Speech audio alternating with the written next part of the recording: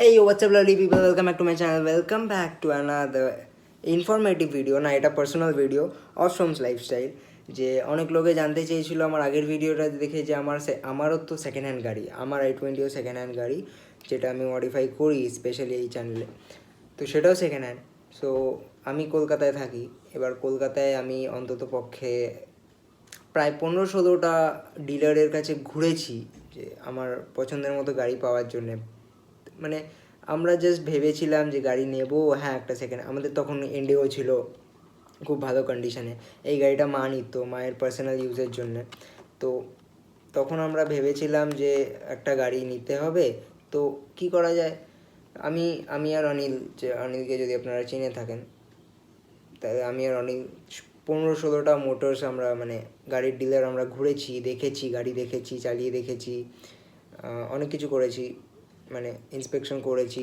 But একদিন হঠাৎ আমাদের ফিক্সড হয় যে আমরা আজকেই গাড়িটা নেব, মানে আজকেই গাড়ি কিনবো, পয়লা বৈশাখের আগের দিন, মানে বাঙালিদের কাছে পয়লা বৈশাখ একটা বড় দিন। সো আমাদের 13 এপ্রিল ঠিক হয় যে আমরা পয়লা বৈশাখের দিন গাড়ি ডেলিভারি নেব, আজকেই গাড়ি কিনতে হবে।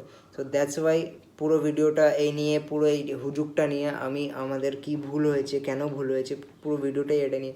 So let's start this video. Channel Shom's Lifestyle. Don't forget to click the bell icon for latest updates.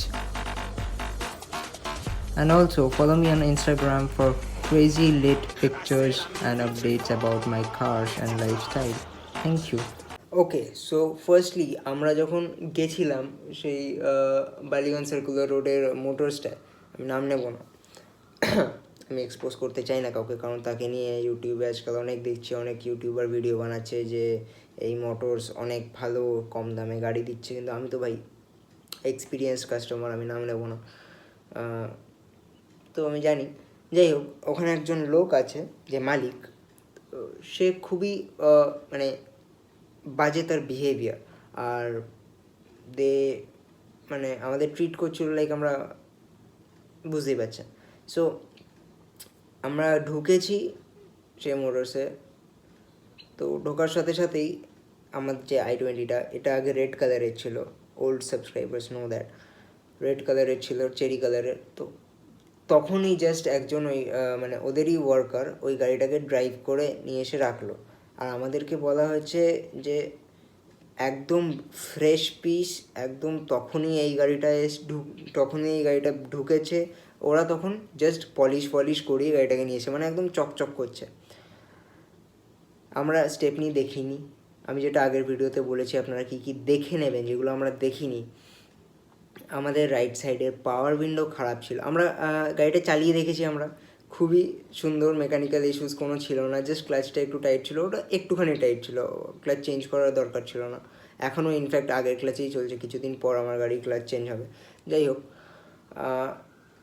পিছনের পাওয়ার উইন্ডো খারাপ ছিল, স্টেপনি খারাপ ছিল, স্টেপনিতে এত বড় একটা মানে কি বলবো, টিএমটি বার যেগুলো হয় না, পাতলা জং পড়া টিএমটি বার পুরো ঢুকে গেছিলো।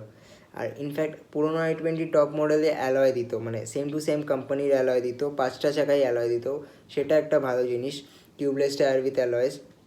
তো চাকা ভালোই কন্ডিশনে ছিল, ব্যাটারি নিউ ছিল, তো সেগুলো কোনো অসুবিধার কারণ নয়।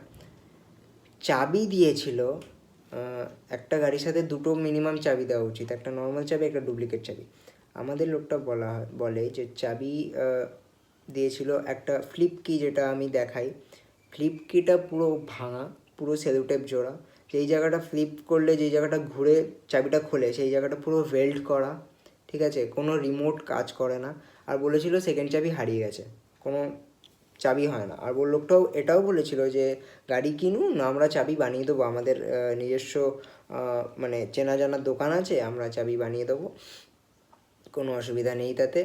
বাট সে সেটা করে দেয়নি। পাওয়ার উইন্ডো পিছনের খারাপ ছিল, সে সেটা একদিনের মধ্যে সারিয়ে দিয়েছে, কারণ 13 তারিখ আমরা গাড়ি বুক করেছি, 15 তারিখ আমরা ডেলিভারি নিয়েছি, একদিনের মধ্যে পিছনের পাওয়ার উইন্ডো সারিয়ে দিয়েছে, কিন্তু আমরা গাড়ি ডেলিভারি নেওয়া 10 দিনের মধ্যে পাওয়ার উইন্ডো আবার খারাপ হয়, সেটা অনেকই খুলে সারিয়ে নিয়েছে, সেটা কোনো অত বড় ব্যাপার ছিল না। সেকেন্ড অফ অল, এসি কম হাওয়া দিচ্ছিলো, লোকটা বলেছিল গ্যাস ভরালেই ঠিক হয়ে যাবে, ঠিক আছে। 1 মাস পর গ্যাস ভরিয়েছি, কিচ্ছু হয়নি। তো আমাদের পুরো একটা কি বলে আমি ঠিক মনে পড়ছে না আমার, পুরো অ্যাসেম্বলি চেঞ্জ করতে হয়, যেটা কস্ট করেছিল 7,500 টাকা। দেন আমার খারাপ হয়েছিল রেডিয়েটার পাল্টাতে হয়েছিল পুরো।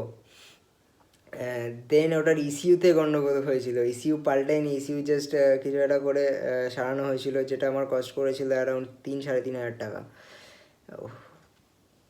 তারপরে পরেই 4টে চাকা পাল্টাতে হয়েছিল,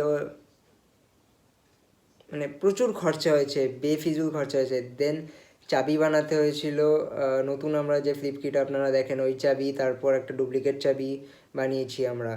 দেন তো গাড়িতে এত ডেন্টস ছিল, আমাদের জাস্ট পলিশ করিয়ে এনেছিল, রাত্রেবেলা ছিল বলে আমাদের চোখে পড়েনি, ডেন্টস ভর্তি ছিল। তো আমরা গাড়ি রিপেন্টও করিয়েছি, আপনারা দেখেছেন ভিডিও, গাড়ি রিপেন্ট করার পর ভিডিও, প্রচুর মডিফিকেশানস করেছি।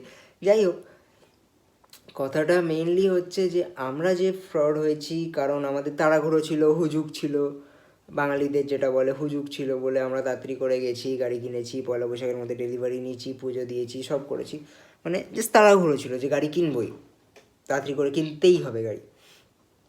তো আমি সেটাই এর জন্যই আগের ভিডিওটা বানিয়েছি যে কি আপনারা দেখে নেবেন একটা গাড়ি কেনার সময়, কি ইম্পর্টেন্ট, যেগুলো দেখতে হবেই গাড়ি কেনার সময়। তো এই হচ্ছে, এখন সবই ওয়েল অ্যান্ড গুড, টাচউড, এখন সবই আমার গাড়িতে ভালোই আছে, ভালোই চলছে।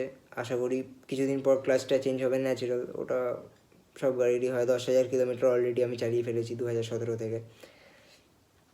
সো এটা 2010 Asta 1.2 Asta ABS, top of the line model ছিল হুন্ডাইয়ের i20, তখন 2010-এর গাড়ি।